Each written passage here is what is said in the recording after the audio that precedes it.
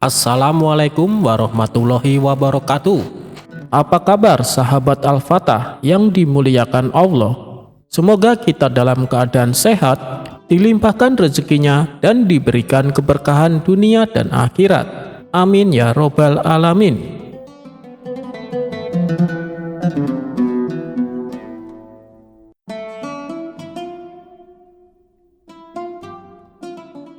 Di sebuah desa yang damai, tempat mentari pagi selalu menyapa dengan kehangatan dan senja menutup hari dengan syahdu, hiduplah Abu Nawas.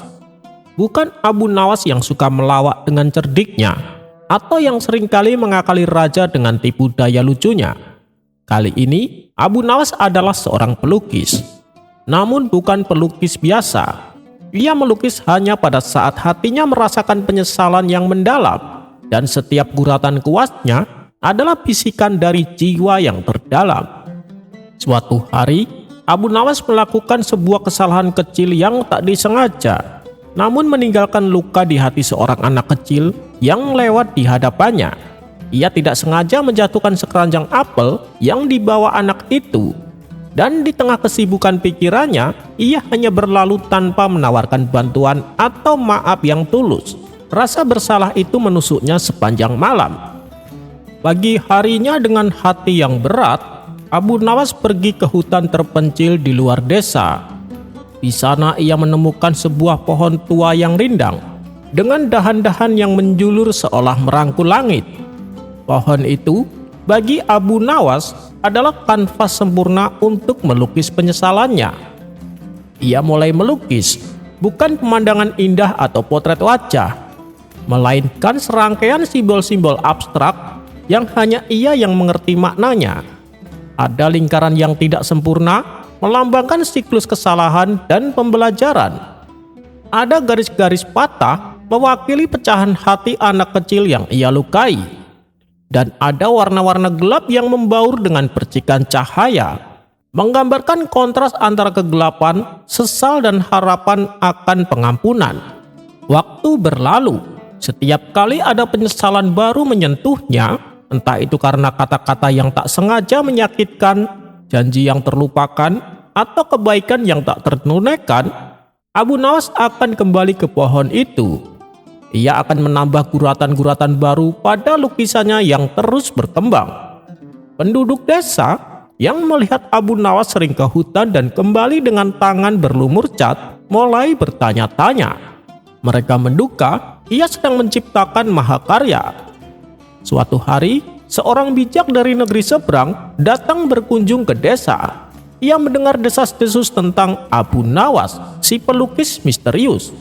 Dengan rasa ingin tahu yang besar, ia mendatangi Abu Nawas. "Wahai Abu Nawas," ujar sang bijak, "aku dengar kau memiliki lukisan yang luar biasa. Bisakah aku melihatnya?" Abu Nawas tersenyum tipis. "Lukisanku tidak berada di dalam galeri, Tuan Bijak. Ia di hati." Sang pria bijak tercengang. "Apa maksudmu?" tanyanya. "Ikutlah denganku," ajak Abu Nawas. Mereka berjalan menuju pohon tua tersebut. Ketika sang bijak melihat batang pohon yang penuh dengan guratan abstrak, ia mengernyitkan dahi. "Apa ini? Ini bukan lukisan yang biasa." Abu Nawas mengangguk. "Betul sekali, ini adalah lukisan penyesalanku. Setiap guratan di sini adalah cerita tentang kesalahan yang pernah kubuat, pelajaran yang kupetik, dan janji yang kubuat pada diriku sendiri untuk menjadi lebih baik." Sang bijak terdiam, matanya menatap lukisan itu dengan penuh perhatian. Ia mulai melihat lebih dari sekedar coretan. Ia melihat kejujuran, kerendahan hati, dan ketulusan yang terpancar dari setiap guratan. Ia melihat sebuah proses penebusan diri yang diwujudkan dalam bentuk seni. Ini adalah mahakarya yang sesungguhnya," ucap sang bijak pelan. Suaranya dipenuhi kekaguman. "Bukan karena keindahan di mata, melainkan karena kedalamannya di hati. Engkau, Abu Nawas, telah mengubah penyesalan menjadi sebuah jalan menuju pencerahan." Sejak hari itu, Abu Nawas tidak lagi dikenal sebagai pelawak atau penipu ulung. Ia dikenal sebagai Abu Nawas, sang pelukis penyesalan, yang mengajarkan bahwa setiap kesalahan adalah kanvas baru untuk melukis versi diri yang lebih baik. Pohon itu menjadi simbol di desa, mengingatkan semua orang bahwa penyesalan jika dihadapi dengan tulus dapat menjadi benih pertumbuhan dan keindahan yang abadi. Cerita ini menyoroti sisi lain Abu Nawas, yaitu kemampuan untuk introspeksi dan menggunakan seni sebagai media untuk pertumbuhan pribadi, mengubah citranya dari sekedar penghibur menjadi seorang bijak dengan cara yang unik.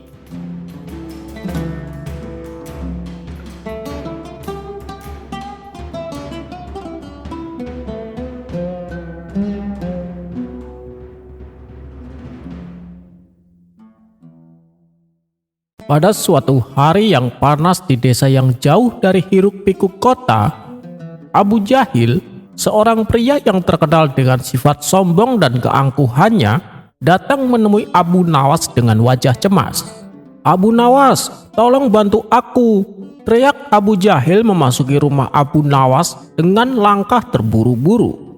Abu Nawas yang sedang duduk santai sambil menyeruput teh mengangkat alisnya. "Ada apa, Abu Jahil? Biasanya kamu tidak terlihat seperti ini. Apa yang membuatmu terlihat begitu panik?" tanya Abu Nawas. Abu Jahil menundukkan kepala. "Begini Abu Nawas, aku mendengar kabar malaikat maut sedang mengunjungi desa ini. Aku tak ingin mati, aku belum siap." Ia menarik napas dalam-dalam. Matanya berbinar-binar penuh ketakutan. "Tolong sembunyikan aku tak bisa mati sekarang," pinta Abu Jahil. Abu Nawas tertawa kecil. "Ah, kamu ini selalu saja takut mati. Kenapa kamu tak bisa menerima takdir dengan tenang seperti orang-orang bijak?" jawab Abu Nawas. Abu Jahil menatapnya tajam.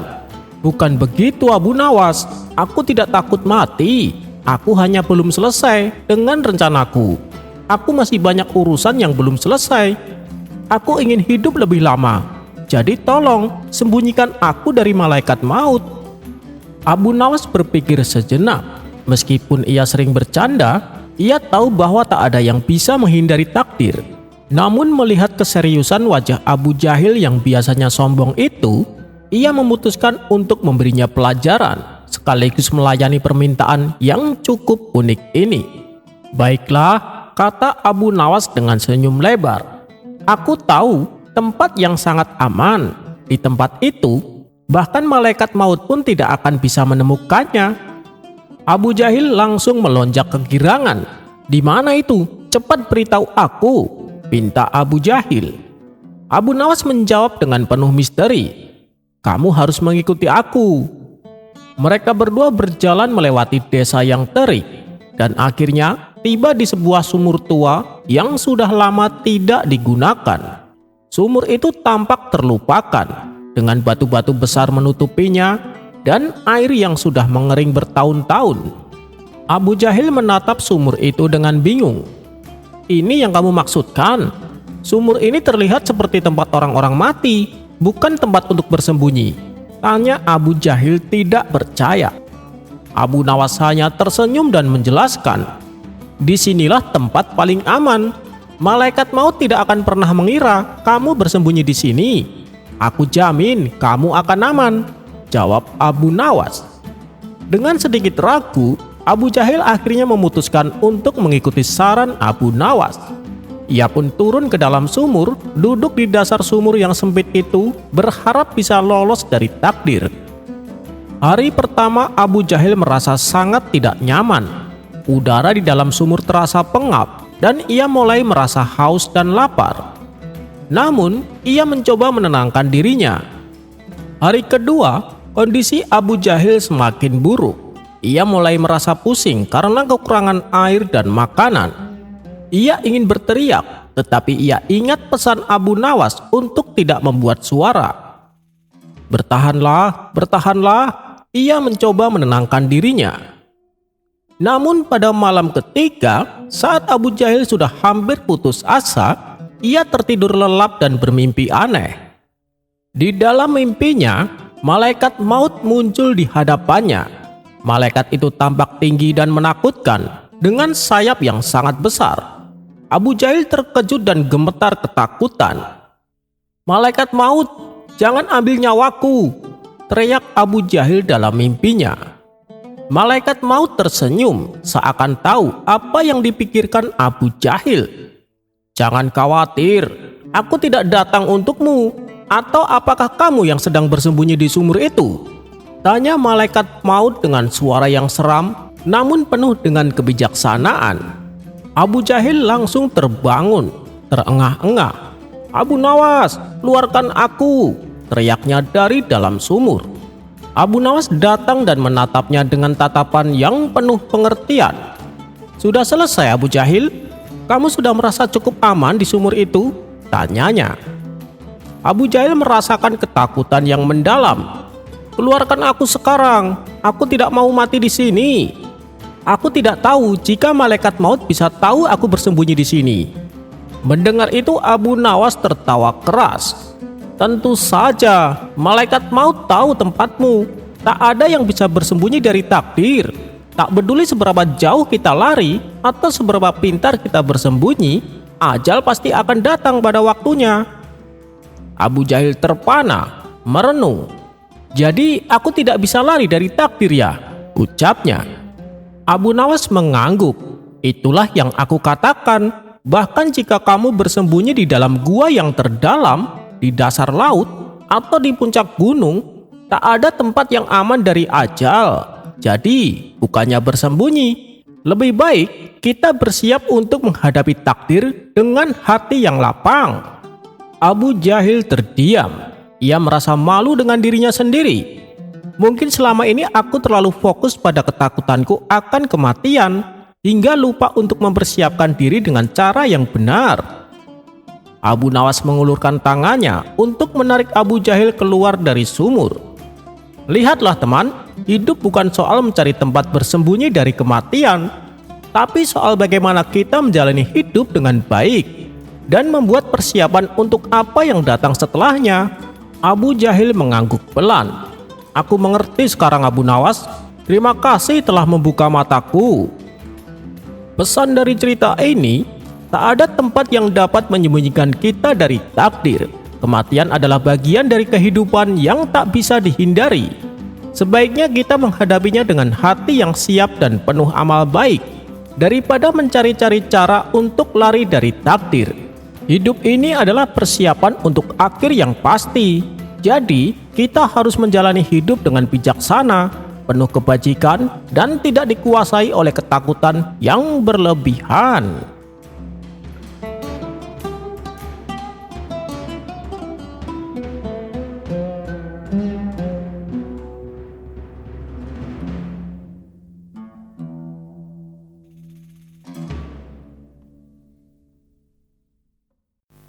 Pada suatu hari, sang raja meminta kepada tukang emasnya yang sudah tua untuk menuliskan sesuatu di dalam cincinnya. Raja berpesan, "Tuliskanlah sesuatu yang bisa kamu simpulkan dari seluruh pengalaman dan perjalanan hidupmu, supaya itu bisa menjadi pelajaran untuk hidupku." Berbulan-bulan si tukang emas yang tua itu membuat cincinnya. Lalu lebih sulitnya menuliskan apa yang penting di cincin emas kecil itu. Akhirnya setelah berdoa dan merenungkan, si tukang emas itu menyerahkan cincinnya pada sang raja. Dan dengan tersenyum, sang raja membaca tulisan kecil di cincin itu yang berbunyi, "Dan yang ini pun akan berlalu." Awalnya sang raja tidak terlalu paham dengan apa yang tertulis di sana. Tetapi suatu ketika, tak kala menghadapi persoalan kerajaan yang pelik, akhirnya ia membaca tulisan di cincin itu. Dan ia pun menjadi lebih tenang. Dan ini pun akan berlalu. Dan tak kala ia sedang bersenang-senang, ia pun tak sengaja membaca tulisan di cincin itu. Lantas ia menjadi rendah hati kembali. Benar, ketika kita lagi menghadapi masalah besar ataupun sedang dalam kondisi gembira, ingatlah kalimat itu. Dan ini pun akan berlalu. Kalimat ini, kalau direnungkan dengan bijak, akan mengantarkan diri kita pada keseimbangan hidup. Tidak ada satupun yang langgeng. Jadi, ketika kita mempunyai masalah, tidaklah perlu terlalu bersedih. Tetapi, tak kala kita sedang dalam keadaan senang, nikmatilah selagi kita bisa senang. Ingatlah, apapun yang kita hadapi saat ini, semuanya akan berlalu. Maka jadilah orang yang tetap sejuk di tempat yang panas, yang tetap manis di tempat yang begitu pahit, yang tetap merasa kecil meskipun telah menjadi besar, yang tetap tenang di tengah badai hebat, yang tetap selalu mengandalkan Tuhan dalam segala perkara.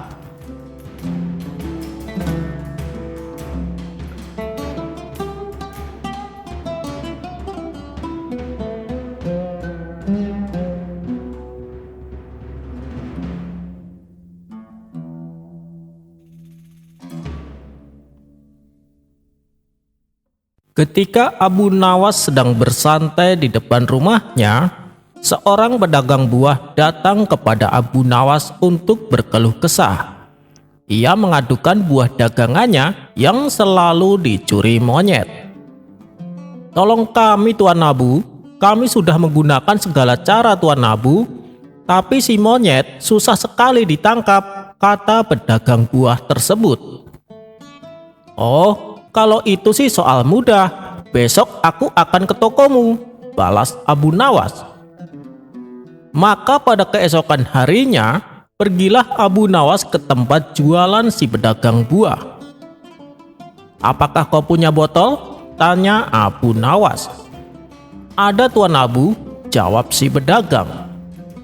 "Sekarang masukkan satu buah ceri ke dalamnya dan pajang botol itu di tengah-tengah buah daganganmu," perintah Abu Nawas.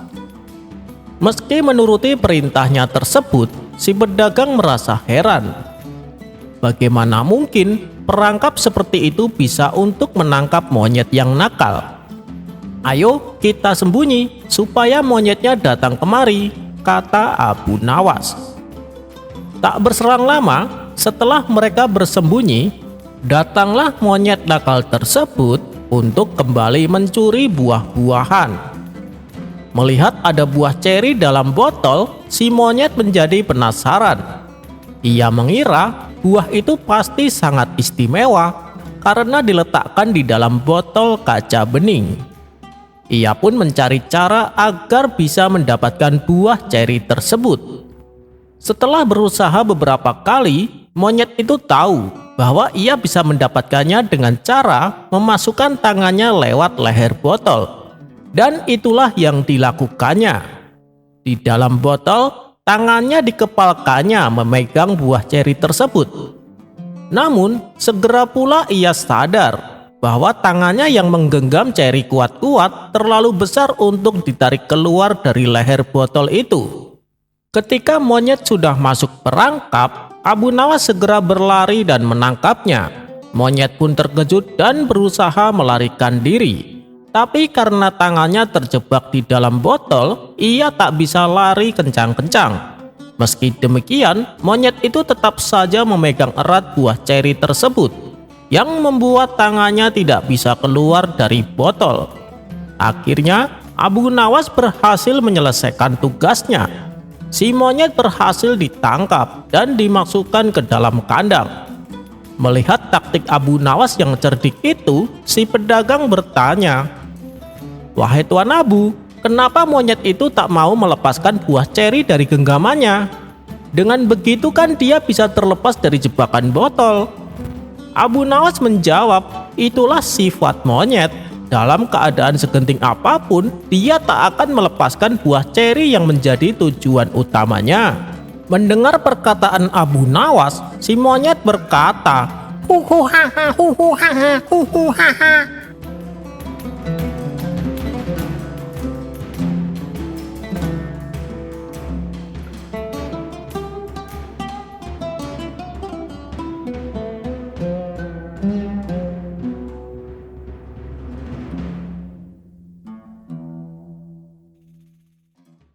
Dikisahkan, Abu Nawas baru saja mendapat hadiah sepatu yang istimewa. Hadiah tersebut ia dapatkan dari sahabatnya yang kini hidup di negeri seberang. Karena model dan warnanya sangat indah, Abu Nawas sangat mengagumi hadiah sepatunya. Hingga akhirnya terbesit niat Abu Nawas untuk memamerkan kepada kawan-kawan tongkrongannya. Maka pergilah Abu Nawas ke warung, tempat biasa mereka berkumpul. "Sepatumu indah sekali, Abu Nawas. Baru kali ini aku melihatnya ada sepatu yang demikian indah." Begitulah ucapan kawan-kawannya memuji sepatu baru yang dikenakan Abu Nawas. Hingga pada suatu malam, Abu Nawas mengalami nasib yang sial. Pasalnya, sepatu yang sangat dibanggakan dicuri oleh maling. Abu Nawas baru menyadari hal itu saat di keesokan paginya, di mana ketika ia melihat pintu rumah sudah dalam keadaan terbuka. Kesialan Abu Nawas ternyata tak berhenti sampai di situ. Kambing-kambing ternaknya juga ikut hilang dicuri maling. Hal ini membuat sang istri menjadi emosi. Ia menyalahkan Abu Nawas dan ngomel tanpa henti. "Makanya kalau mau tidur, periksa dulu pintunya. Gara-gara kamu lupa kunci pintu, barang-barang di rumah kita pada hilang," omel sang istri. Abu Nawas hanya diam dan tertunduk lesu, karena bagaimanapun ini adalah memang kesalahan dirinya. Tidak lama kemudian, tiba-tiba datanglah beberapa pengawal istana. "Tuan Abu, Anda diperintahkan ke istana sekarang juga," kata salah satu pengawal. "Apa tidak ada hari lain? Hari ini aku lagi banyak masalah," balas Abu Nawas ketus. "Ini perintah Baginda Raja, Tuan Abu," ujar pengawal istana. Akhirnya, dengan terpaksa, Abu Nawas memenuhi panggilan Baginda Raja. Singkat cerita, sampailah Abu Nawas di istana. "Wahai Abu Nawas, kenapa mukamu terlihat kesal?" tanya Baginda Raja. "Tidak, Paduka, itu hanya perasaan Paduka saja," jawab Abu Nawas berbohong. Padahal saat itu Abu Nawas dalam suasana tidak karuan. "Katakan saja, Paduka, apa tujuan Paduka mengundang saya?" tanya Abu Nawas. "Begini, aku ada tugas penting untukmu. Kalau kau berhasil melakukannya, aku akan memberimu hadiah. Tapi kalau gagal, kau akan mendapat hukuman," kata Baginda Raja. "Iya, katakan saja, apa tugasnya?" balas Abu Nawas menahan emosi. "Tugasnya adalah kamu harus bisa membuat kuda saya tertawa," jawab Baginda Raja. Tanpa pikir panjang, Abu Nawas langsung meminta supaya menghadirkan kudanya. Ia pun mendekatkan kupingnya ke mulut si kuda, seolah-olah ia sedang mendengar kalau kuda tersebut berbisik kepadanya. Melihat perilaku Abu Nawas ini, Baginda Raja pun merasa heran. "Wahai Abu Nawas, apa yang kuda itu bisikan padamu?" tanya Baginda Raja penasaran. Abu Nawas pun menjawab, "Ia memberitahu saya, Paduka. Katanya ia bisa tertawa, tapi jika melihat Paduka berlari dengan satu kaki." Tentu saja hal ini tak mungkin Baginda Raja lakukan, apalagi dengan kondisi badannya yang gemuk. "Kau jangan mengada-ada, Abu Nawas, jangan mempermainkan aku," bentak Baginda Raja. Abu Nawas yang biasanya takut dengan bentakan Baginda Raja, kali ini ia berani membalas.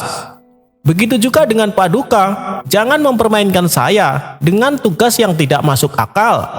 Aku tak butuh hadiah, aku mau pulang sekarang," kata Abu Nawas sambil berlalu.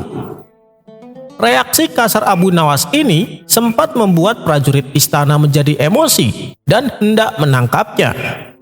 Tapi oleh Baginda Raja dicegah. "Biarkan dia pulang," kata Baginda Raja. "Tapi Paduka, dia sudah bersikap tidak sopan kepada Paduka," ujar prajurit istana. "Sudah, biarkan saja. Karena sepertinya Abu Nawas sedang ada masalah. Coba cari tahu apa penyebabnya," perintah Baginda Raja. Tak butuh waktu lama, akhirnya pengawal istana mendapatkan informasi bahwa Abu Nawas rumahnya telah kemalingan. Si pengawal pun lalu melaporkan kepada Baginda Raja. Oh, itu penyebabnya. Sekarang cari siapa pelaku pencurinya dan tangkap serta seret ke penjara, perintah Baginda Raja. Kemudian, dalam tempo 2 hari, si pelaku berhasil ditangkap beserta barang-barang curiannya. Lalu Baginda Raja mengutus pengawal istana untuk mengembalikan sepatu dan kambing milik Abu Nawas. Betapa bahagianya hati Abu Nawas, sepatu kesayangannya bisa kembali. Begitu juga dengan kambing-kambing ternaknya. Namun di balik rasa kebahagiaannya, Abu Nawas merasa bersalah akibat tindakannya yang telah bersikap tidak sopan. Ternyata Baginda Raja sangat peduli dengan masalahku, gumam Abu Nawas. Dan untuk menebus rasa bersalahnya, ia datang ke istana menemui Baginda Raja. Ampun Paduka yang mulia, saya minta maaf atas kelancangan saya, kata Abu Nawas. Baginda Raja pun memaafkan, tapi dengan syarat ia harus bisa menghibur dirinya. Akhirnya dengan tingkah dan wajah konyolnya, Abu Nawas mempersembahkan beberapa cerita lucu. Baginda Raja dan seisi ruangan istana tertawa terpingkal-pingkal dibuatnya.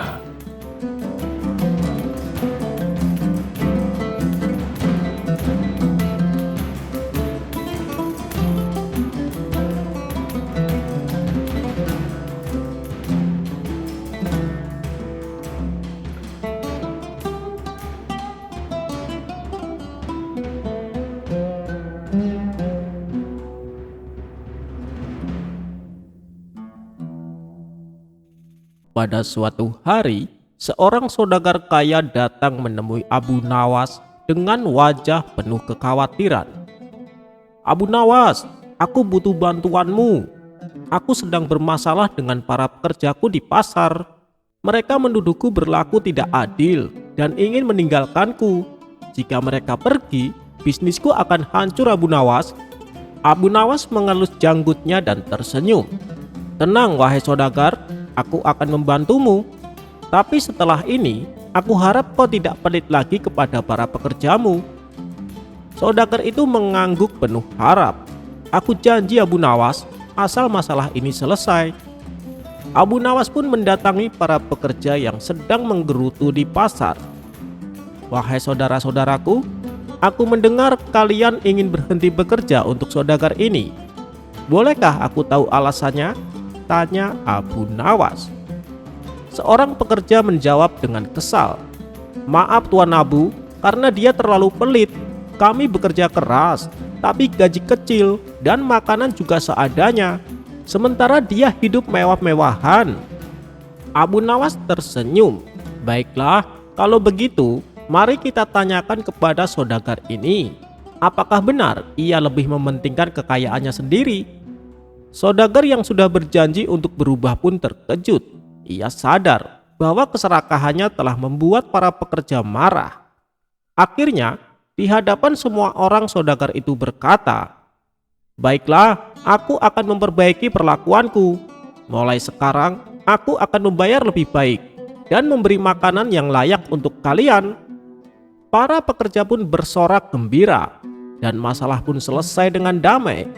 Sebagai rasa terima kasih, saudagar kaya itu menghadiahi Abu Nawas seekor sapi gemuk.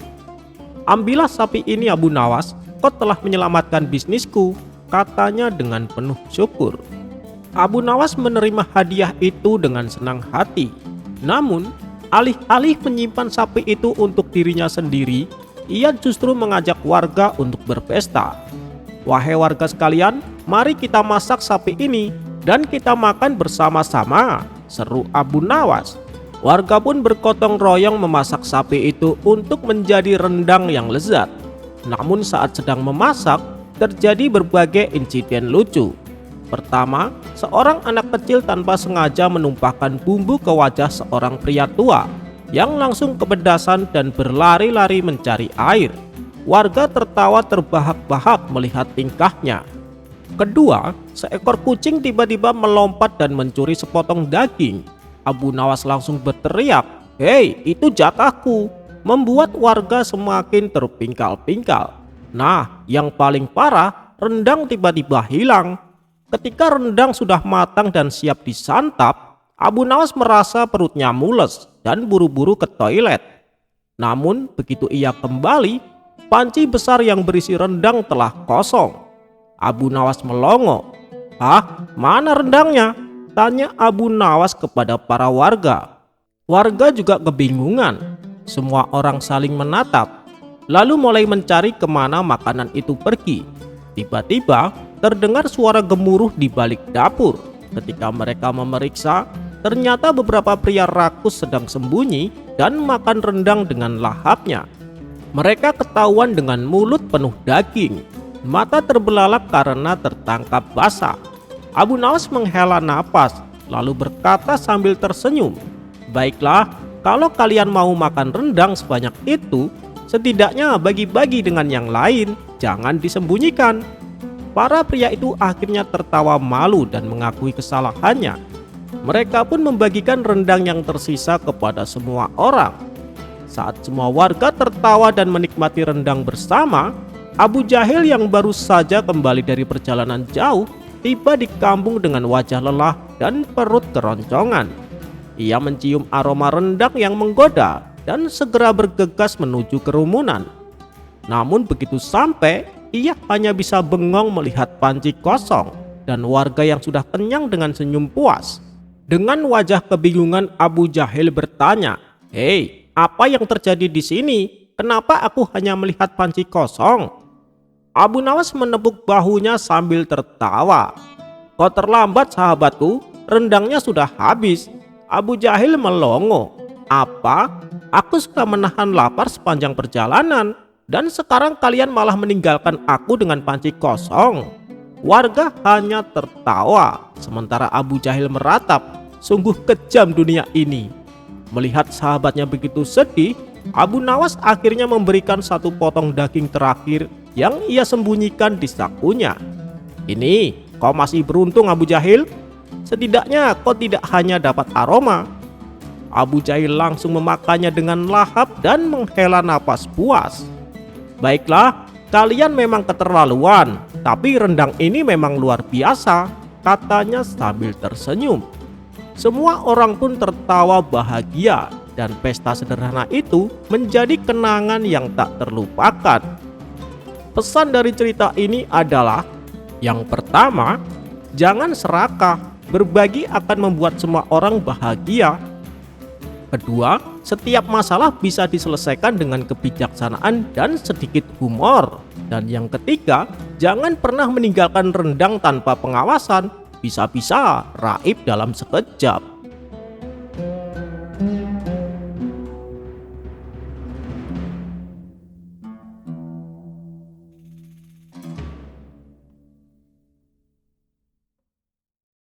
Dikisahkan ada kawan Abu Nawas yang suka mengumpulkan uang sebanyak-banyaknya. Berapa bulan saja, kini ia menjadi orang yang kaya raya. Namun, dengan kekayaan yang dimilikinya, ia menjadi orang yang sangat pelit. Jangankan untuk mentraktir makan kawan-kawannya, untuk bersedekah saja dia enggan mengeluarkan. Menurutnya, adanya dia menjadi kaya raya karena atas dasar sifat kikirnya. Dan satu kalimat yang paling tidak disukai adalah berikanlah. Apabila mendengar kalimat itu, ia seketika menjadi emosi. Pernah suatu kali datang seorang pengemis dan meminta sedekah kepadanya. "Tuan, berikanlah sedekahmu. Dari kemarin aku belum makan," kata si pengemis. Berikan, aku tak suka mendengarnya. Memangnya cari uang gampang? Pergilah, kalau ingin punya uang, ya kerja," bentak si kikir. Hingga pada suatu hari, ia pergi ke desa tetangga untuk sebuah urusan dagang. Ketika melewati tepian sungai, ia tergelincir dan jatuh ke air. Karena tak bisa berenang, ia hampir saja mati tenggelam. Untunglah orang-orang yang melihat itu segera berlarian dan menolongnya. Kemudian salah satu dari mereka membungkuk seraya mengulurkan tangan. "Ya kawan, berikanlah tanganmu, nanti akan kutarik kau ke atas," katanya berusaha menolong. Tapi anehnya, si kikir hanya diam saja. Ia membiarkan tubuhnya semakin tenggelam. "Tolong, tolong aku," teriaknya. "Iya, sini, akan kutolong. Makanya, berikan tanganmu, biar kau tidak tenggelam," kata si penolong. Namun, lagi-lagi si kikir hanya terdiam. Ia tak mau memberikan tangannya. Di saat itulah datang Abu Nawas dan berusaha menolongnya. "Hei, kawan, terimalah tanganku, biar aku bisa menarikmu ke atas," kata Abu Nawas. Mendengar itu, si kikir langsung memberikan tangannya kepada Abu Nawas dan kemudian ditarik ke atas sungai. Akhirnya, berkat kecerdikan Abu Nawas, orang kikir tersebut berhasil diselamatkan. Melihat kejadian yang aneh itu, orang-orang pun bertanya kepada Abu Nawas. "Padahal dari tadi kami sudah berusaha menolongnya, tapi dia sama sekali tak mau memberikan tangannya," kata mereka.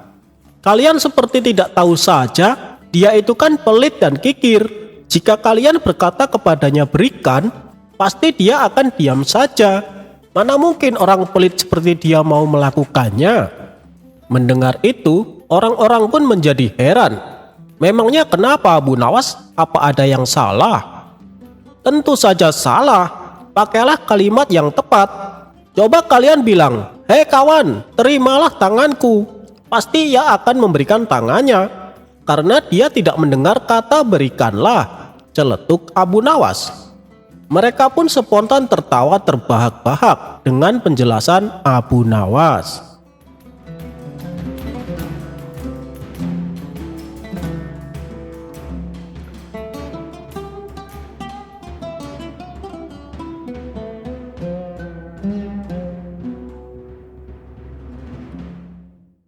Diceritakan suatu hari, ada seorang berjalan-jalan menyusuri kota Baghdad. Lalu sampailah ia di sebuah pemakaman umum.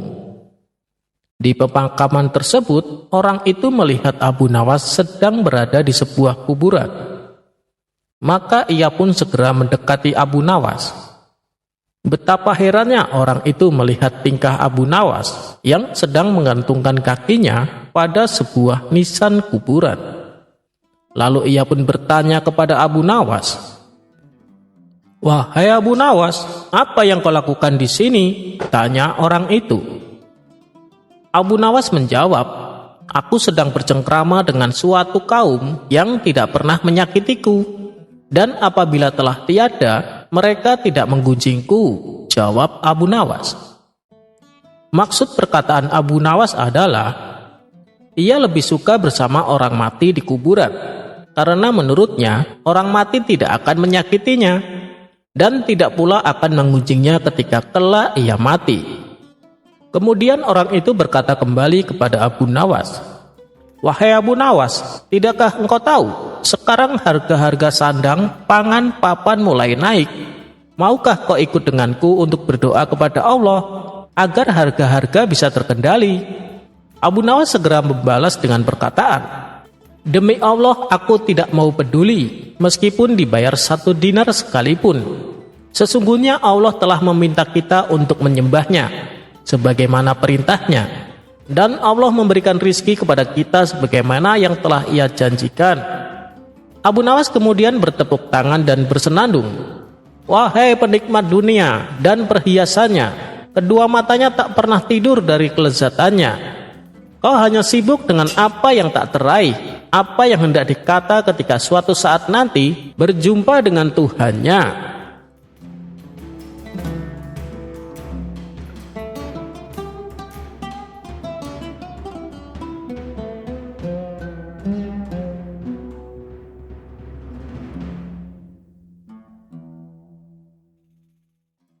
Abu Nawas dan lelaki super pelit.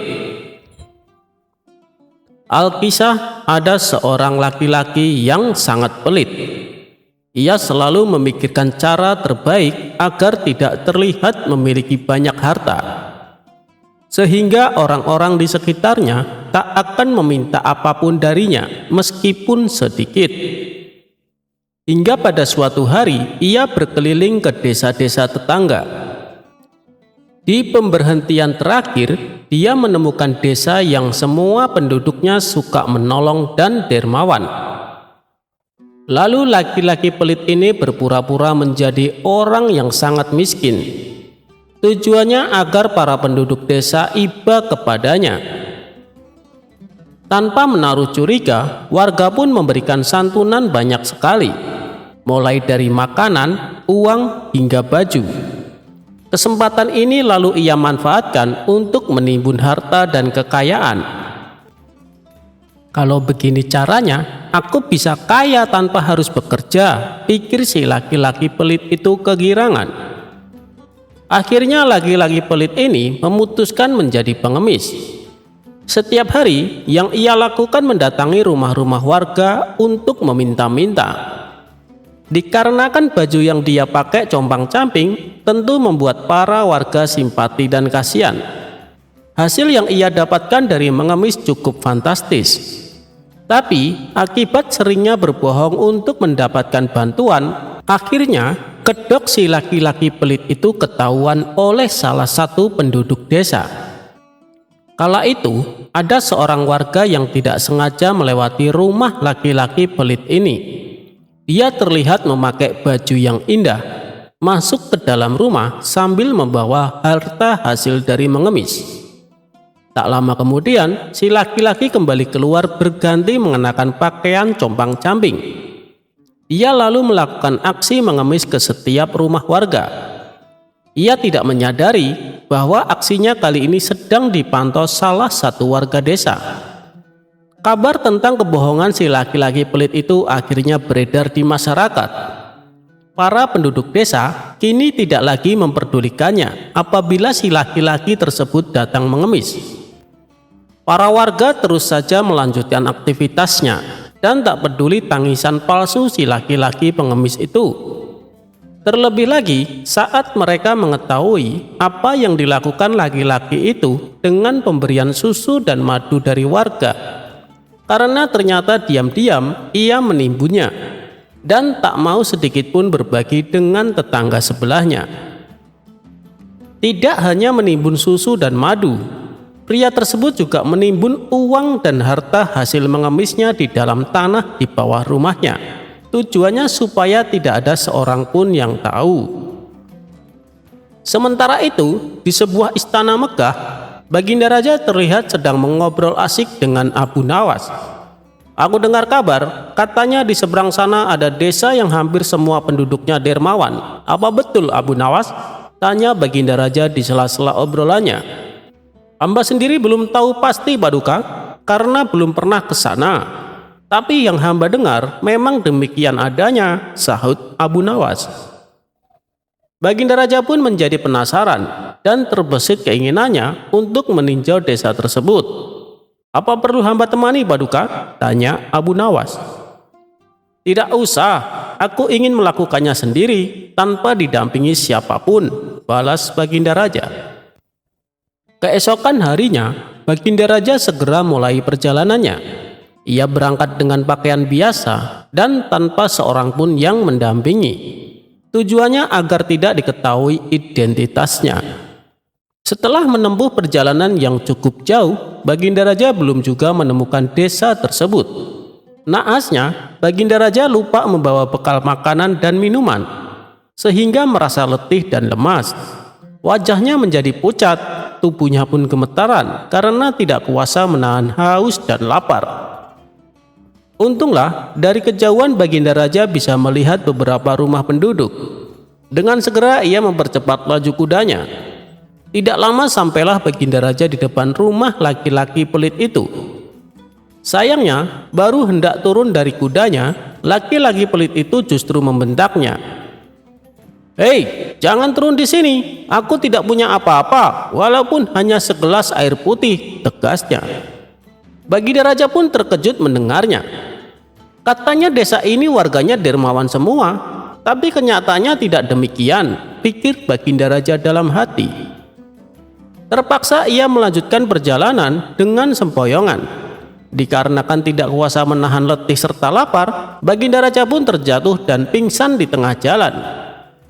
Saat ia tersadar, ternyata sudah terbaring di salah satu rumah warga. Baginda Raja sedang dikerumuni orang-orang yang khawatir dengan kondisinya. Setelah Baginda Raja siuman, para warga lalu memberinya makan dan minum. "Kau dari mana? Kenapa sampai pingsan?" tanya salah satu warga. Tapi Baginda Raja sengaja menutupi jati dirinya. Ia berpura-pura mengaku dari desa seberang yang sedang melakukan perjalanan jauh. "Kalau kelelahan dan lapar, berhentilah dahulu, mampir dan istirahatlah di salah satu rumah kami. Pasti akan kami persilahkan dan diberi makan," kata para warga.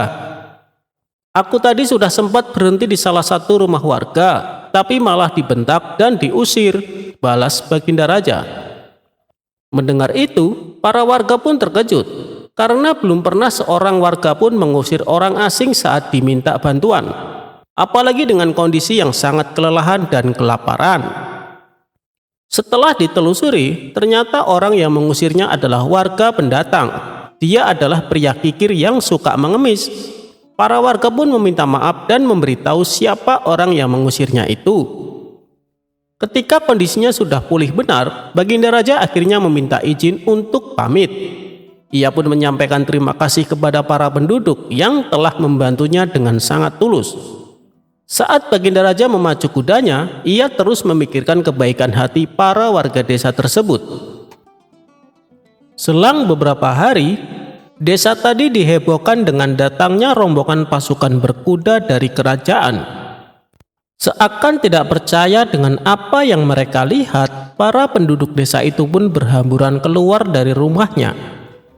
Tamu mereka ini membawakan sejumlah kuda yang mengangkut banyak makanan dan emas, lalu dibagikan kepada tiap-tiap penduduk desa. Saking terkejutnya, mereka hanya bengong saat menerima hadiah. Mereka pun masih bertanya-tanya, siapa orangnya yang telah memberikan hadiah begitu banyak. Setelah semua penduduk mendapatkan bagiannya, Baginda Raja yang berada di posisi paling belakang akhirnya muncul dan memperkenalkan diri. Ia segera turun dari kuda dan menyalami satu persatu penduduk desa. Seketika itu juga penduduk desa baru mengetahui dia adalah sang penunggang kuda yang tersesat dan kelelahan, yang ternyata rajanya sendiri. Dengan perasaan bahagia dan terharu, Baginda Raja kemudian menyampaikan terima kasih kepada seluruh penduduk desa. Tidak berhenti sampai di situ, Baginda Raja juga mengundang mereka ke istana untuk menghadiri jamuan khusus. Keesokan harinya, para warga desa tersebut datang ke istana memenuhi undangan Baginda Raja. Saat perjamuan berlangsung, Baginda Raja memanjatkan syukur tidak terkira karena masih ada banyak orang dermawan di wilayah yang dipimpin. Mendengar kebahagiaan Baginda Raja, warga desa yang baik hati itu pun turut bahagia. Tapi tiba-tiba di tengah-tengah acara, Baginda Raja dikejutkan suara tangisan seseorang yang merengek minta masuk ke istana. Dikarenakan penasaran, Baginda Raja meminta pengawalnya untuk mempersilahkan orang tersebut masuk dan menyampaikan keluhannya.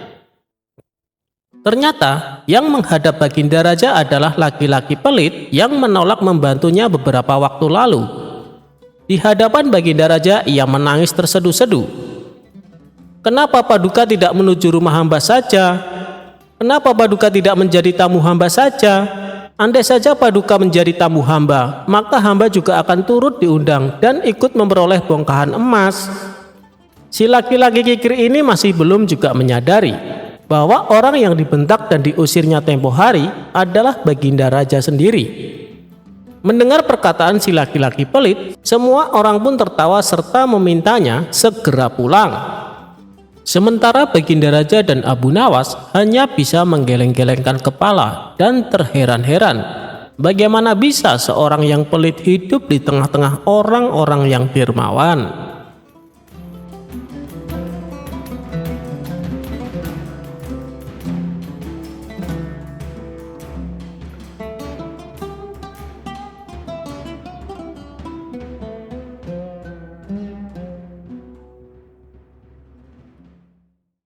Debat tentang hujan.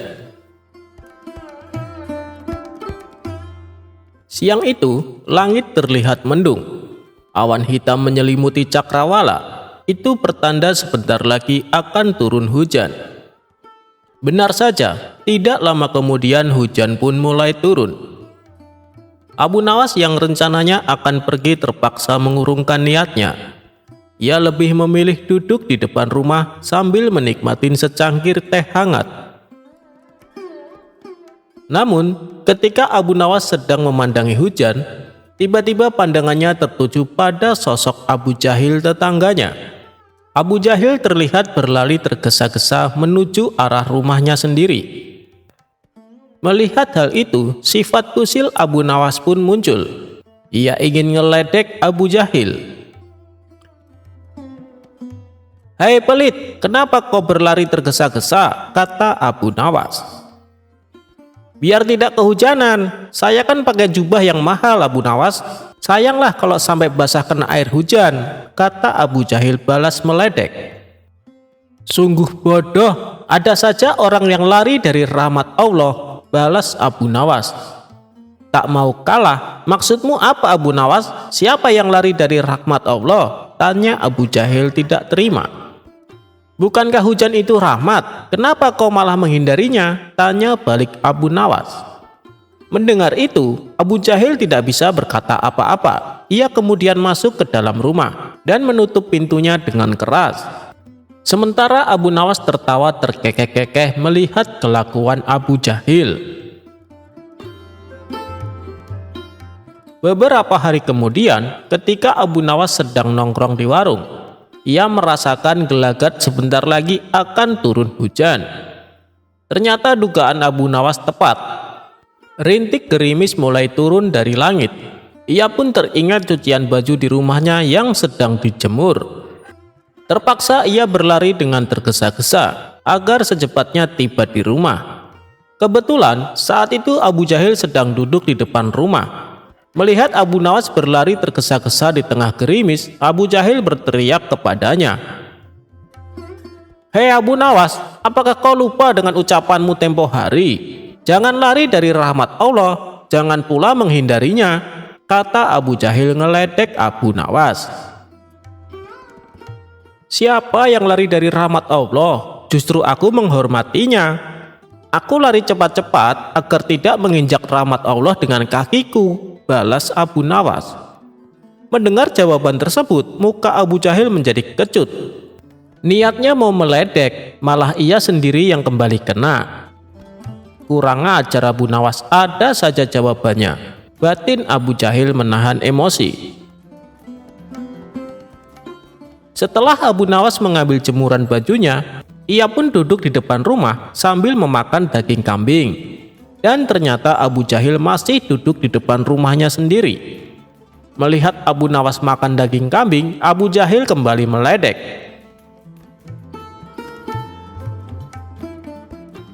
"Hei Abu Nawas, jangan kebanyakan makan daging kambing, nanti cepat terkena darah tinggi," teriak Abu Jahil. "Saya kira Allah lebih tahu mana yang sedang terkena penyakit darah tinggi," balas Abu Nawas cengengesan. Jawaban Abu Nawas tersebut spontan membuat Abu Jahil bertambah emosi. Ia pun langsung masuk ke dalam rumah dan kembali menutup pintunya dengan keras.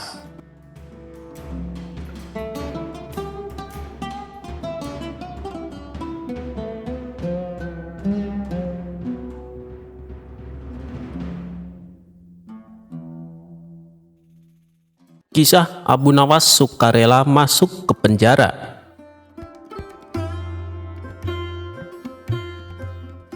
Baginda Raja mempunyai 2 orang putra. Yang pertama bernama Al-Amin dan yang kedua bernama Al-Ma'mun. Al-Amin ternyata sangat bodoh dan pemalas, sedang Al-Ma'mun terkenal rajin dan pintar dalam bidang ilmu sastra. Baginda Raja sangat menyukai Al-Ma'mun karena kecerdasannya tersebut. Ini tentu membuat sang permaisuri tidak suka, lantaran sang raja dianggap pilih kasih, padahal keduanya sama-sama putranya. "Suamiku, Kenapa kau tidak begitu menyayangi Al-Amin? Tanya sang permaisuri suatu ketika.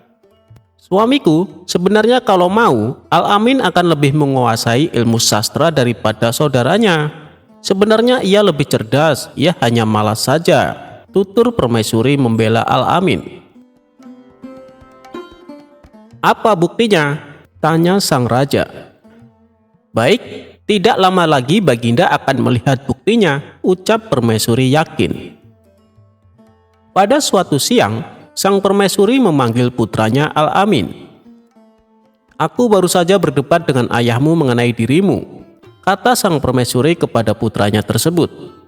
Aku tidak rela kamu dipandang sebelah mata dan dibanding-bandingkan dengan kakakmu. Karena itu, kamu harus bisa menandinginya. Mulai sekarang, kamu harus tekun mempelajari ilmu sastra supaya menjadi seorang penyair yang hebat.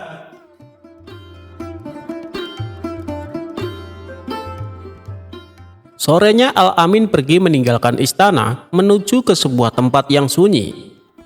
Di tempat itulah ia mencoba mengasah pikiran yang bebal. Ia berusaha menulis bait-bait syair tanpa seorang guru atau tanpa bimbingan siapapun.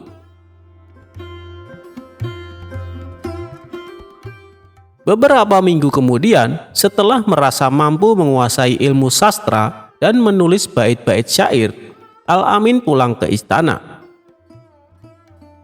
Jadi kamu sekarang sudah bisa menulis syair, putraku?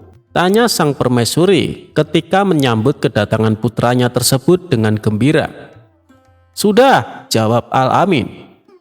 Kalau begitu, biar besok aku panggil Abu Nawas untuk menguji karya syairmu. Esoknya pagi-pagi sekali Abu Nawas sudah muncul di istana memenuhi panggilan sang permaisuri.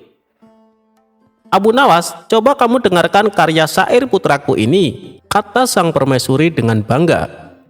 Baik, silakan, kata Abu Nawas. Al-Amin lalu membacakan beberapa bait syair sebagai berikut. Kami adalah keturunan Bani Abbas, kami duduk di atas kursi. Abu Nawas hampir tidak sanggup menahan tawanya mendengar syair tersebut. Bagaimana? Tanya Al-Amin kepada Abu Nawas. Ya begitulah, kalian memang dari keturunan yang mulia, jawab Abu Nawas ngeledek. Tapi coba teruskan. Kami berperang dengan pedang dan tombak pendek. Syair macam apa itu? Celentuk Abu Nawas yang sudah tidak mau berbasa-basi lagi.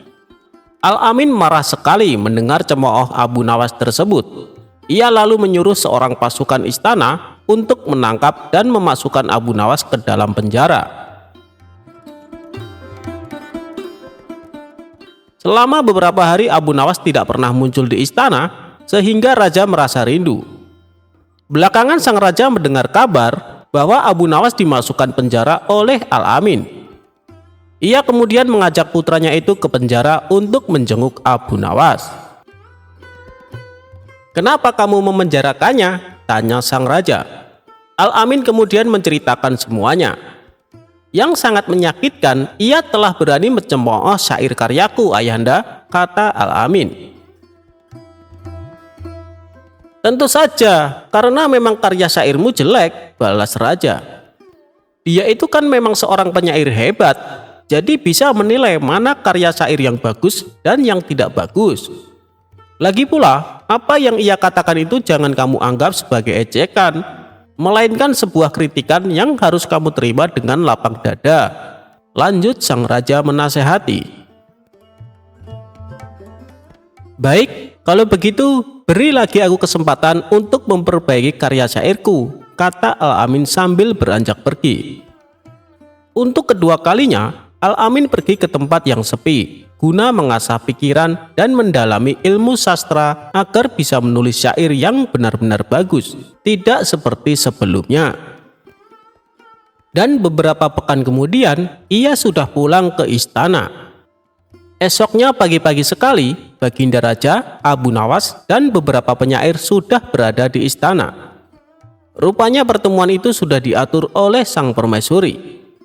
Beliau ingin mereka mendengarkan syair karya putranya yang baru saja pulang mendalami ilmu sastra. Dengarkan karya syair putraku Al-Amin, kata sang permaisuri. Baik, silahkan, sahut Abu Nawas. Al-Amin pun mulai membaca syair karyanya. Hei binatang yang duduk bersimpuh, rasanya tidak ada yang setolol kamu. Kamu seperti hidangan kinapa yang diolesi dengan minyak biji hardal dan minyak sapi yang kental, seperti warna seekor kuda belang. Begitu selesai mendengar syair tersebut, Abu Nawas langsung bangkit dan hendak berlalu dari tempatnya. Woi, mau kemana kamu Abu Nawas? Tanya sang raja. Saya lebih suka balik ke penjara saja daripada mendengar syair macam ini. Toh sebentar lagi putramu ini pasti menyuruh penjaga membawaku ke sana, jawab Abu Nawas. Raja tertawa terpingkal-pingkal mendengar jawaban dari Abu Nawas itu. Sementara sang permaisuri hanya bisa duduk bengong. Kini ia sadar dan yakin bahwa putranya Al-Amin memang tak pandai membuat syair.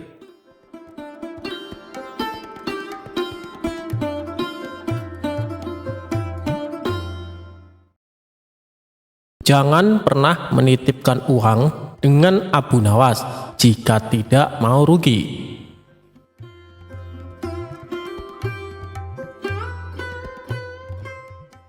Dikisahkan, ada seorang tuan tanah tetangga Abu Nawas yang kaya raya. Hampir semua warga di desa setempat bekerja di perkebunan milik tuan tanah tersebut. Tapi tuan tanah itu memiliki sifat yang kikir dan pelit. Tidak hanya itu, dia juga berprofesi sebagai rentenir. Abu Nawas yang bijaksana resah atas sifat tetangganya itu. Dia berpikir keras bagaimana cara agar sang tuan tanah bertobat dan tidak melakukan profesinya itu. Setelah perenungan yang dalam, ide cemerlang Abu Nawas muncul. Keesokan harinya, Abu Nawas menemui kawan-kawannya yang sedang asyik tongkrongan di warung. Dia bercerita, semalam aku mendapatkan wangsit dalam mimpiku yang tidak bisa aku tolak. Apa isi wangsit itu, wahai Abu Nawas? Timpal salah satu kawan Abu Nawas. Wangsit itu, apapun yang dititipkan padaku akan beranak, sahut Abu Nawas. Maksudnya apa, wahai Abu Nawas? Tanya kawan-kawannya. Ketika kalian menitipkan benda seperti ayam kepadaku, maka dalam beberapa hari akan beranak dan bertambah. Begitupun ketika kalian menitipkan uang atau aku meminjam uang kepada kalian. Beberapa hari kemudian uang itu akan beranak dan bertambah, kata Abu Nawas. Sebagian kawan percaya, sebagian kawan lainnya tidak percaya. Mereka berpikir ini akal bulus Abu Nawas agar bisa meminjam uang. Aku akan menitipkan 1 ekor kambing padamu nanti sore, kata salah satu kawan. Aku akan menitipkan 2 dinar uang kepadamu, timpal kawan yang lainnya. Ternyata setelah 5 hari berlalu, kambing dan uang yang dititipkan kepada Abu Nawas benar-benar beranak. Dari kambing 1 ekor dikembalikan menjadi 5 ekor. Begitupun uang yang dititipkan. Dari 2 dinar dikembalikan menjadi 5 dinar. Berita kehebatan Abu Nawas ini tersebar luas ke penduduk desa. Berita itu sampai pada telinga tuan tanah yang pelit dan berprofesi sebagai rentenir. Suatu hari, tuan tanah bersama para pengawalnya mendatangi rumah Abu Nawas. Dia menanyakan, wahai Abu Nawas, adakah keperluan yang kamu butuhkan kepadaku? Katakan saja, nanti aku bantu, jangan sungkan-sungkan. Maaf tuan tanah, sepertinya saat ini saya tidak sedang membutuhkan apa-apa, kata Abu Nawas. Baiklah, nanti kalau kamu perlu apa-apa, datanglah kepadaku, jangan sungkan-sungkan, timpal tuan tanah dengan senyum yang ramah. Kemudian berlalu meninggalkan Abu Nawas.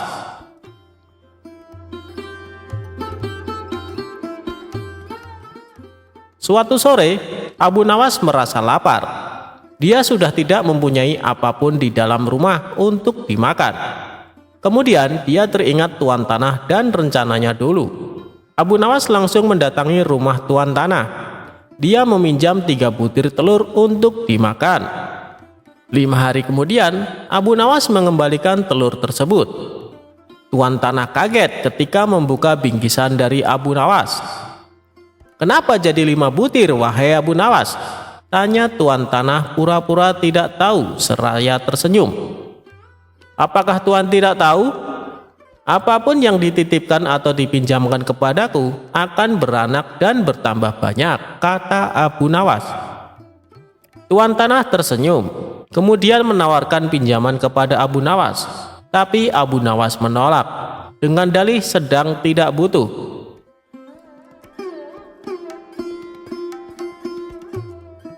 Beberapa hari kemudian, Abu Nawas kembali ke rumah tuan tanah. Abu Nawas hendak meminjam uang 1000 dinar. Jumlah itu terbilang sangat banyak.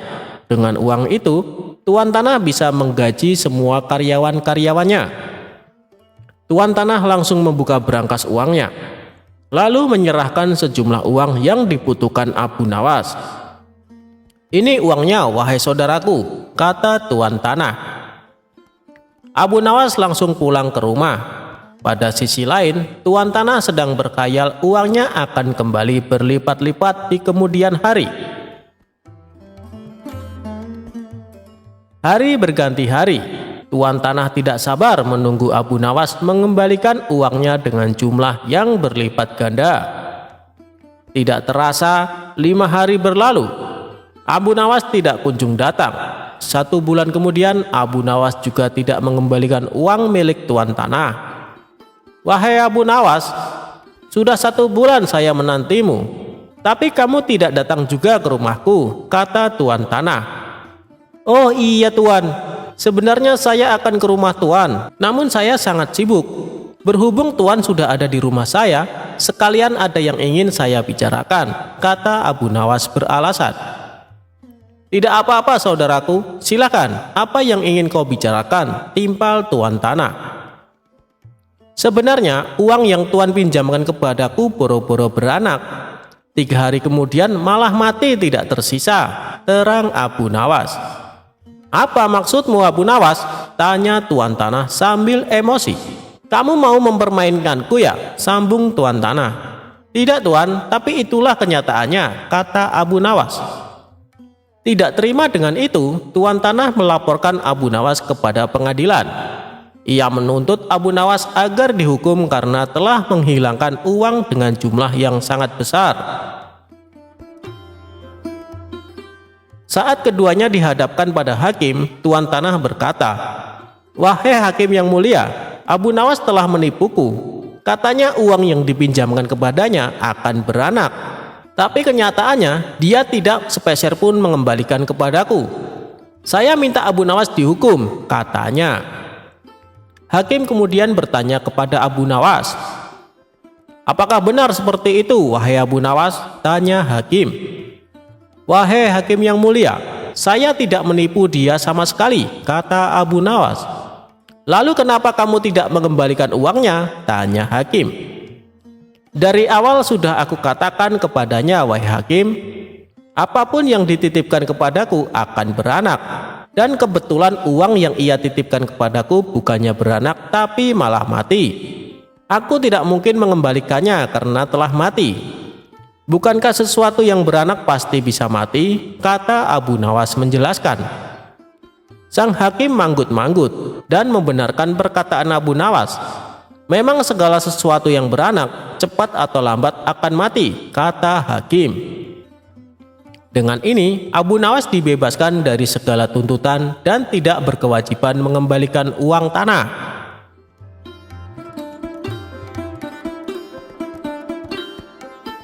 Kebun Abu Nawas dirusak sapi. Abu Nawas bernama lengkap Abu Ali Al-Hasan bin Hani Al-Hakami, merupakan pujangga ternama. Abu Nawas merupakan tokoh sufi yang cerdik dan cerdas. Ia hidup sejaman dengan Baginda Raja Harun. Abu Nawas juga dikenal dengan sosok yang jenaka, sehingga tak jarang orang-orang terhibur dengan tingkahnya. Namun, kisah kesuksesan Abu Nawas tidak selamanya menghampiri. Berikut kisah apes Abu Nawas. Abu Nawas memiliki kebun yang cukup luas. Kebun tersebut sudah lama ia tanami berbagai macam sayuran yang dapat menghasilkan cukup banyak uang.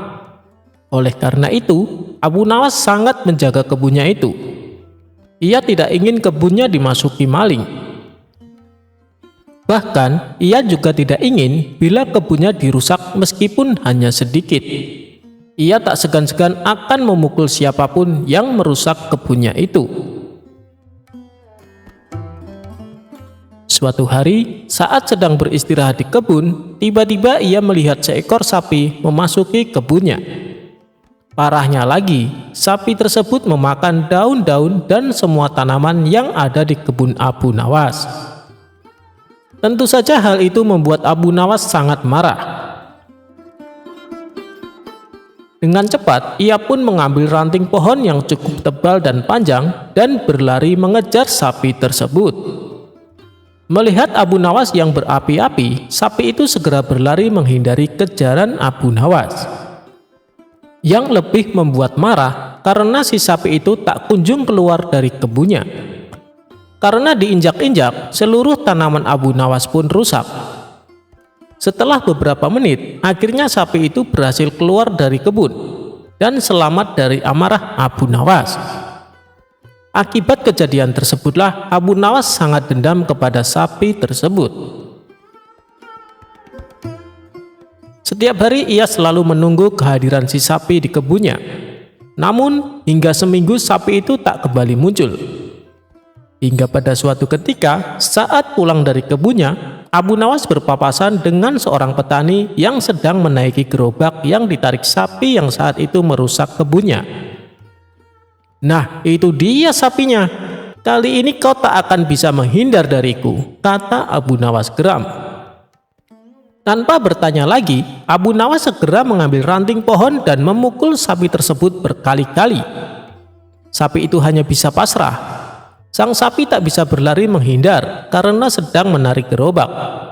Tapi tentu saja perbuatan Abu Nawas ini membuat si petani marah. "Hei, ada apa dengan sapiku? Kenapa kamu terus-terusan memukulnya?" bentak si petani. "Jangan ikut campur, ini urusanku dengan sapi. Ia tahu kesalahan yang telah diperbuatnya," balas Abu Nawas. Petani itu hanya bisa melongo mendengar jawaban Abu Nawas. Setelah puas memukul sapi itu, Abu Nawas lalu pergi meninggalkan sapi dan si petani. "Dasar orang gila," gerutu sang petani. Petani itu pun kemudian melanjutkan perjalanannya. Itulah kisah unik Abu Nawas yang bikin geleng-geleng kepala.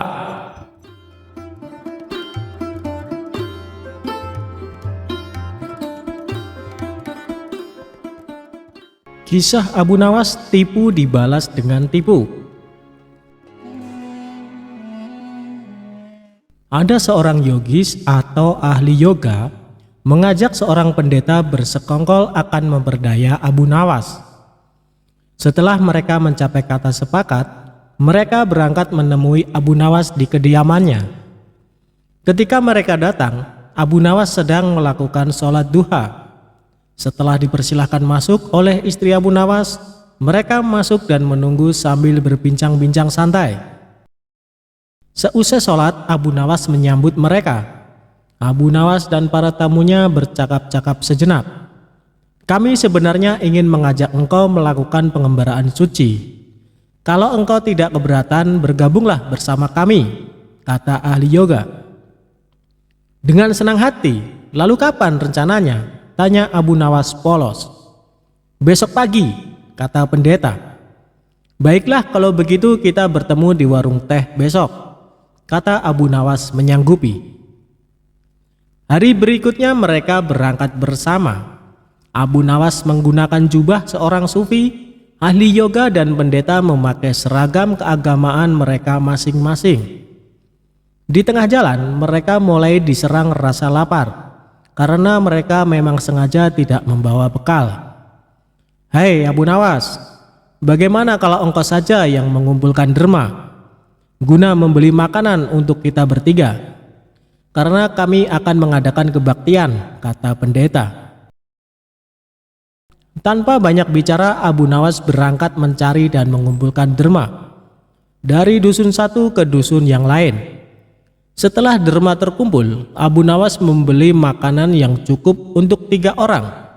Abu Nawas kembali ke pendeta dan ahli yoga dengan membawa makanan. Karena sudah tak sanggup menahan rasa lapar, Abu Nawas berkata kepada mereka, "Mari segera kita bagi makanan ini sekarang juga," kata Abu Nawas.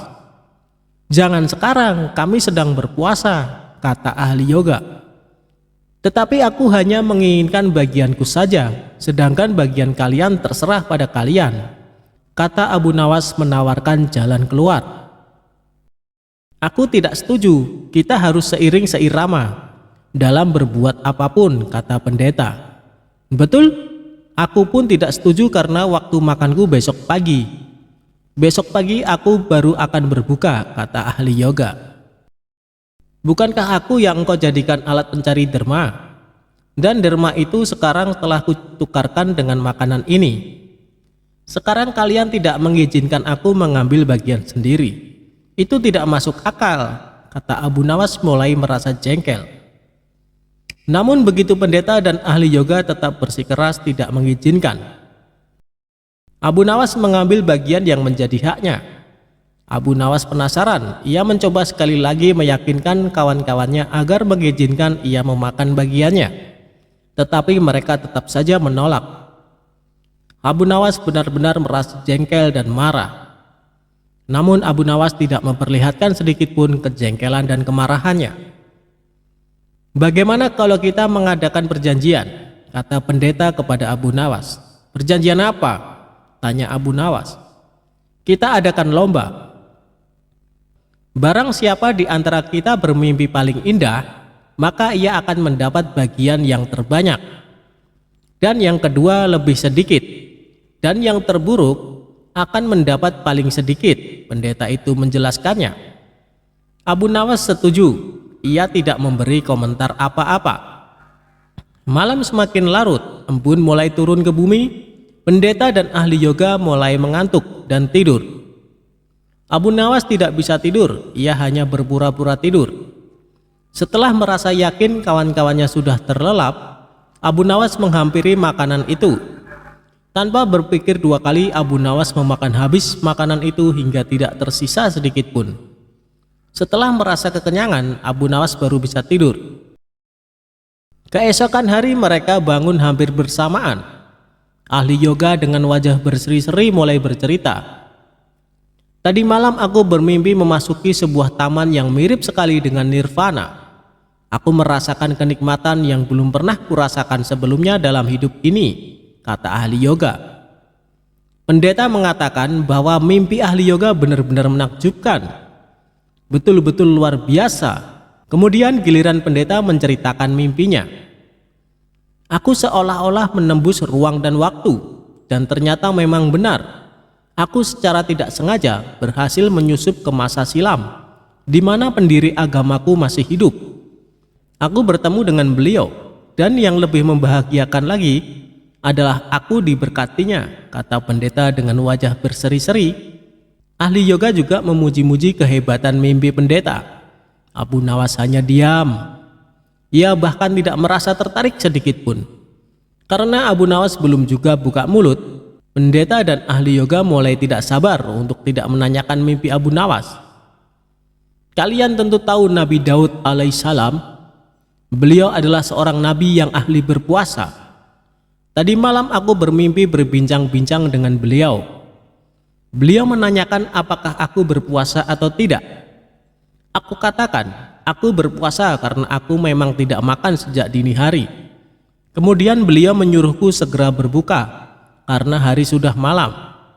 Tentu saja aku tidak benar-benar mengabaikan perintah beliau. Aku segera bangun dari tidur dan langsung menghabiskan makanan itu," kata Abu Nawas tanpa perasaan bersalah sedikit pun. Sambil menahan rasa lapar yang menyayat-nyayat, pendeta dan ahli yoga saling berpandangan satu sama lain. Kejengkelan Abu Nawas terobati. Kini mereka sadar bahwa tidak ada gunanya coba-coba mempermainkan Abu Nawas. Pasti hanya akan mendapat celaka sendiri.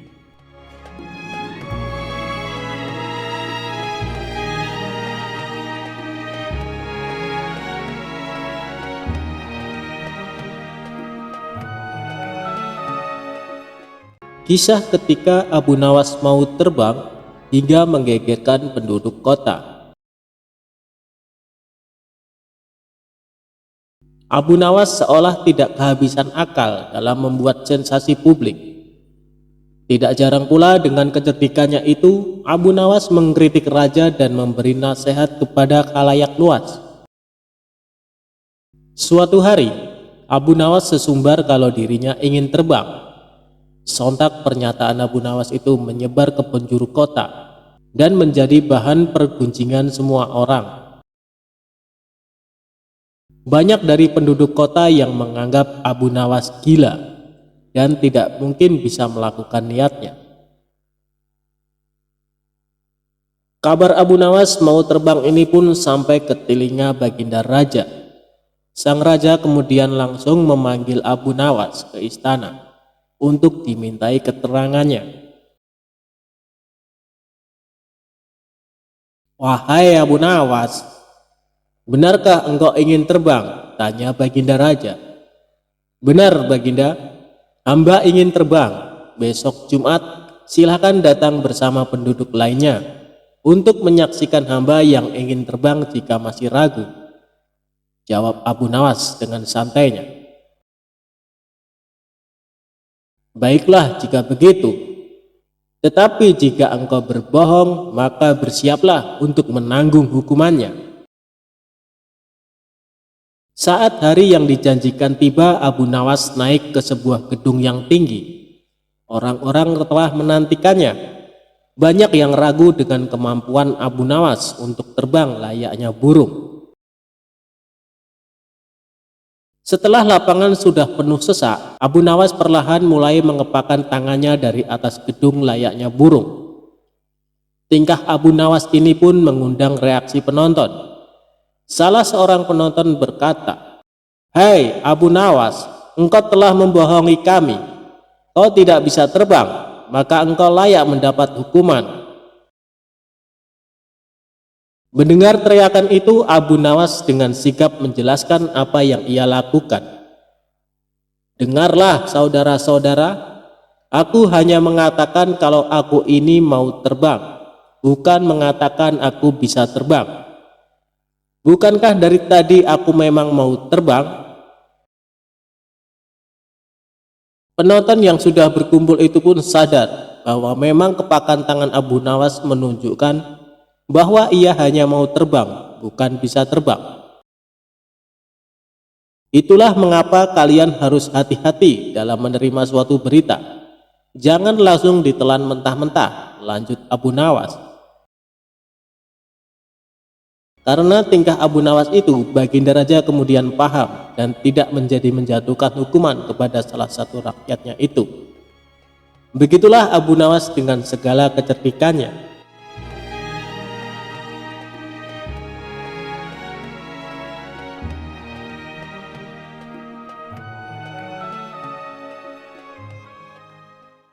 Pencuri yang menyamar jadi keledai akhirnya tobat minta ampun. Dikisahkan Abu Nawas mempunyai keledai yang sangat penurut. Kemanapun Abu Nawas pergi selalu mengajak serta keledainya. Banyak orang mengagumi keledai milik Abu Nawas. Bahkan ada beberapa yang menawar ingin membelinya dengan harga tinggi. Namun Abu Nawas selalu menolaknya. Suatu hari saat Abu Nawas berkeliling kampung bersama keledainya, ia dibuntuti dua orang diduga pencuri. Mereka tampak ingin mengincar keledainya Abu Nawas. Saat azan zuhur berkumandang, Abu Nawas pun berhenti sejenak di sebuah masjid untuk menunaikan sholat. Ia lalu mencari sebuah pohon untuk mengikatkan keledainya. Tapi Abu Nawas tidak menyadari ada dua orang yang mengikutinya. "Kau tunggulah di sini, aku akan ke masjid dahulu," ucap Abu Nawas ke keledainya. Ketika Abu Nawas pergi masuk ke masjid, dua orang pencuri itu segera mendekati keledai tersebut. "Kita kelabui saja Abu Nawas, bawalah keledai ini pulang, dan aku akan berpura-pura jadi keledainya," ucap salah seorang pencuri. Kemudian pencuri yang lain membawa pergi keledai milik Abu Nawas. Sementara itu seorang pencuri berpura-pura menjadi keledai. Dia mengikatkan tali keledai tersebut ke lehernya sendiri. Tujuannya agar Abu Nawas percaya bahwa keledainya telah berubah menjadi manusia. Usai menunaikan sholat, Abu Nawas kembali mendatangi keledainya. Alangkah terkejutnya dia saat mendapati keledainya berubah menjadi manusia. "Apakah kau keledaiku?" tanya Abu Nawas merasa heran. "Iya, aku adalah keledaimu. Selama ini aku dikutuk menjadi seekor keledai, tapi berkat kebaikanmu, aku kembali menjadi manusia," jawab si pencuri berpura-pura. Abu Nawas tidak mau percaya begitu saja, sebab dilihat banyak kejanggalan. Mana mungkin keledai bisa jadi manusia? Dia pasti mau mengelabui aku, pikirnya dalam hati. Tapi Abu Nawas tidak mau kalah. Dia mendapat ide untuk membuat si pencuri kapok. "Baiklah, sekarang antarkan aku ke rumah Tuan Hakim. Aku ada janji bertemu dengannya," perintah Abu Nawas. Abu Nawas lalu naik ke atas punggung si pencuri dan menyuruhnya berjalan dengan merangkak seperti keledai. Pencuri itu menyesal kenapa menyamar sebagai keledai. Harusnya tadi kabur saja dengan temannya. Kini dia pun terikat seperti seekor keledai. Bahkan saat Abu Nawas menungganginya, banyak orang bertanya tentangnya.